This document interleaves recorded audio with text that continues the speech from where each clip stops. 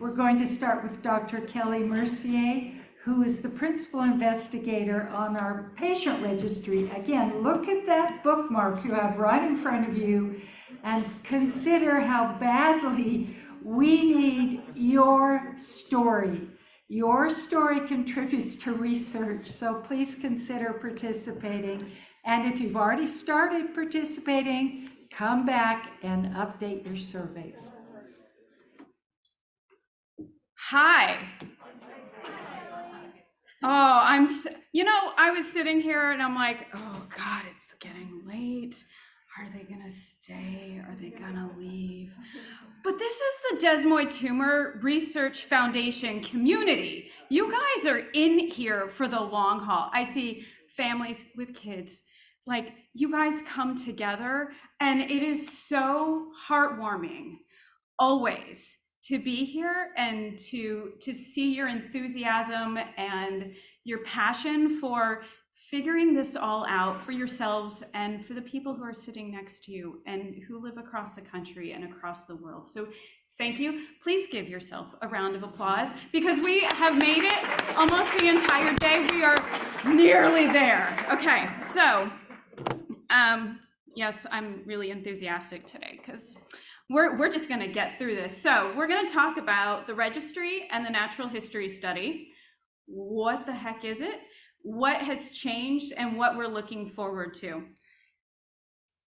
All right, I am very fortunate to work with three amazing women who helped me with this. I can't do it by myself.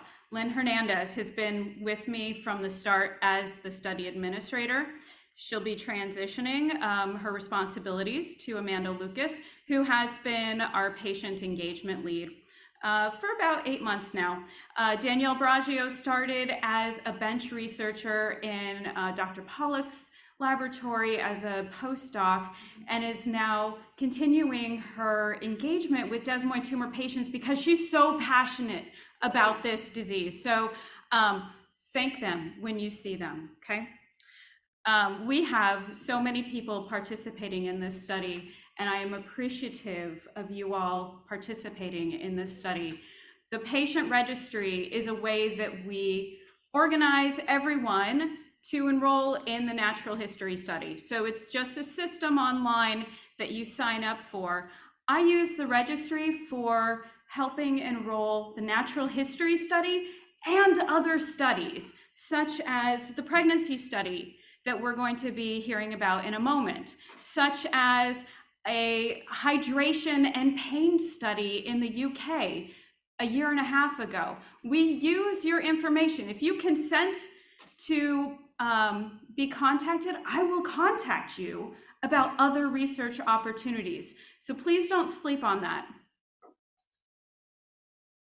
The natural history study that we set the registry up primarily for is to identify how this disease develops over the course of time. So we're trying to identify demographic, genetic, environmental influences for desmoid tumors, right? How frequently are desmoid tumors found? Not. So the likelihood that your doctor is going to see other desmoid tumor patients if you live in the suburbs in a rural community, pretty low. So we need to make sure that we have everyone's data all together so we can try to find the trends.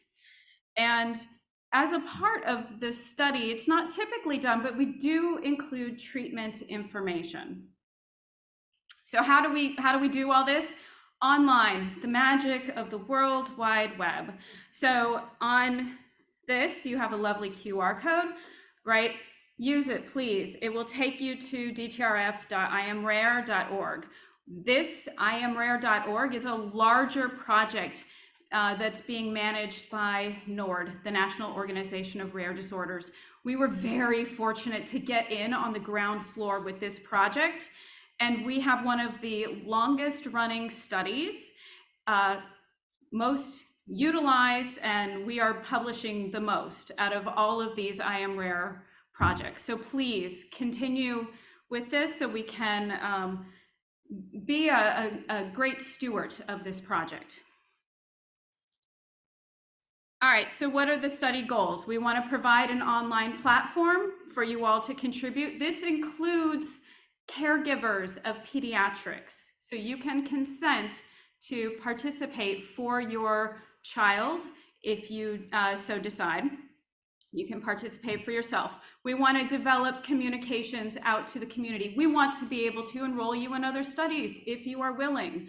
We want to be able to describe and characterize your disease alongside the rest of the community. We want to help with recommendations across the world as to what is standard for monitoring, right? For treatments, for diagnostics, right? For quality of life with and without tumor. We want to be a resource for the clinicians and the researchers in addition to you all. Okay, we want to be a good partner and steward of your data.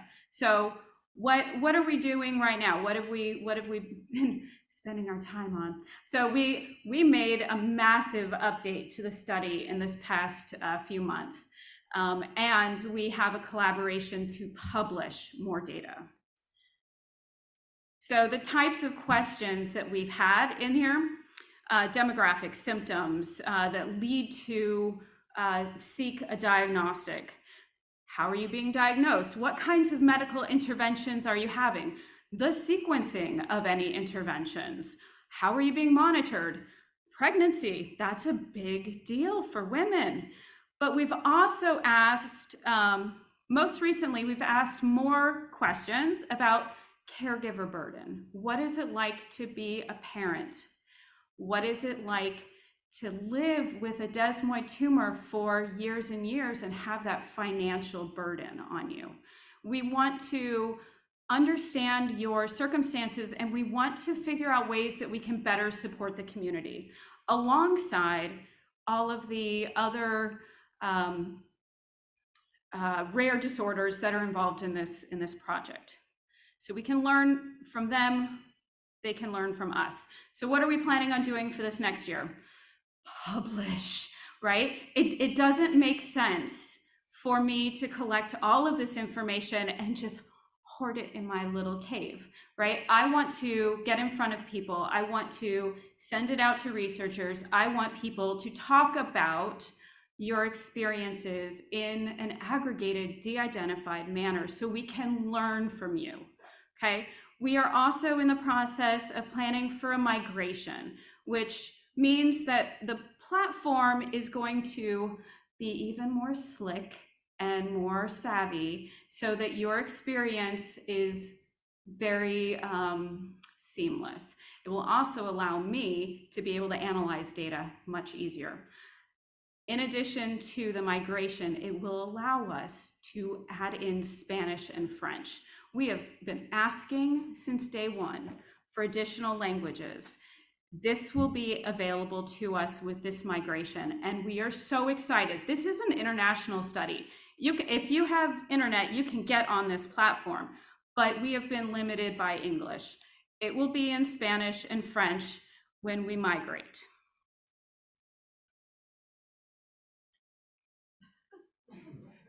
All right, so what can you do? If you are brand new to this, you consent to this study, you consent to the platform, you take the surveys for the first time. If, say, it's been a minute since you've been on the platform, you took them a while ago, because we've made so many changes, I need you to go in and retake the test. Nobody wants to retake tests. I know that. I've got 2 teenage boys. They hate retaking tests. But because I've added in so many things, in order for you to see the new questions, you have to retake. If you're an ongoing participant and you've been on the platform since February and you've seen all of these new questions, all you have to do is update your answers. And please stay up to date with this. It really does help us with the new questions, with interpreting what you're going through in a longitudinal fashion. This is not a one and done situation, much like your appointments, right? Wouldn't that be lovely? But I really want to keep up with you. I want to understand what's working, what's not, and we can, combine all of this for a much more holistic view of desmoid tumors. All right, so now I'm going to show you some pretty data, because when you go through these surveys, you get to see the data as soon as you hit submit. Okay, so example, surgery and trauma. So the question was, prior to desmoid diagnosis, did the participant have surgery on the affected region? 49 responses, most of them, no. Interesting. Prior to the diagnosis, did the participant experience trauma? Again, most no, but there are some that say yes or don't know. So interesting. We need to dig into that more. There's a lot of, or there's some opinions about inappropriate wound healing and trauma to area. So these are things that we probe to understand more. We've heard a lot about treatments, so much about treatments, so exciting, okay? What are the order of treatments that people undergo, okay? So we can see with these 46 responses, 75% of them are saying surgery first. Is that what's recommended? No, but that's what's happening, okay? So what happens with second treatment? Well, we can see surgery decreases dramatically, and we get a lot more options. We get chemotherapy, we get radiation, we get watch and wait, we get TKIs, we get gamma secretase inhibitors, okay? You see the numbers have dropped a little bit, but each time the pie chart gets more complex. So this is third treatment given. Smaller, but more complex. All right, so I mentioned caregiver burden. We have an option for pediatric information to be put into the study. So we want to know what it's like to be a caregiver. So do you feel that because of the time you spend with your participant, your child, you don't have enough time for yourself? Small numbers, there's only 5 responses thus far, but we can see that that is the case. Are you afraid of what the future holds for your participant? Nearly always. I hope that you go away from this weekend, this meeting, with flipping that. There's a lot of people in here that care about your kids, okay? Financial burden. My illness has reduced my financial resources. I would say that the majority of these say, I do not agree at all, I partially agree, but there is a subset where it is a problem. And if we drill down into this data, I'm guessing that we're going to see patient demographics that we can, as a community, try to help support more. These are the kinds of things that we have the opportunity to do with this data that you guys give to us willingly. And we are so appreciative, because you are going to help not only yourselves, but you're going to help all of the desmoid tumor patients. So we have a tremendous amount of data. We have a huge opportunity that we have to do this together. I am constantly revising the way that we're doing things, trying to make it better with the team. This migration for the data analytics and the 2 new languages is going to, have a wonderful opportunity for us.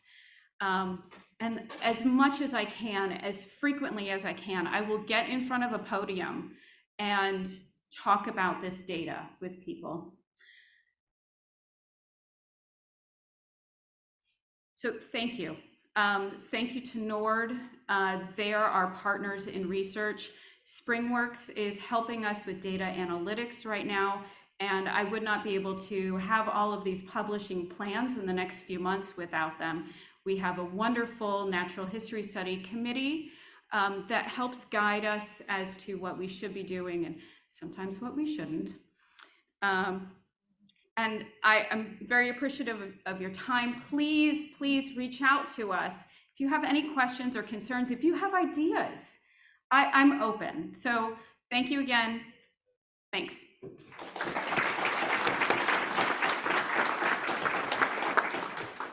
Quick question, anyone? Okay, I think we got the message out. Hope so.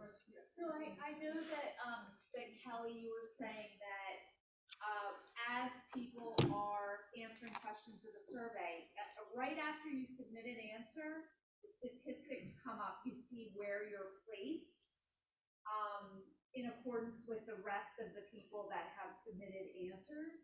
And just, I mean, you guys know when you show up in a specific group and you speak up, you feel like part of it. So when you go through these surveys, they do take a lot of time, but when you submit this information, when you see how you kind of match up to the other people that have submitted, it might help you feel more a part of. So, and please, if you start taking the surveys and you feel overwhelmed, take a pause. Like, just step away. You can save your work. You can come back to it. I won't cry, but just remember to go back, because much like Netflix, I will remind you that I'm out there waiting for you to finish that episode, but you know, I can only bother you so many times. But please, this is very important, and thanks. Thank you. We thank Dr. Mercier for her many years of work on this, and it's so critical.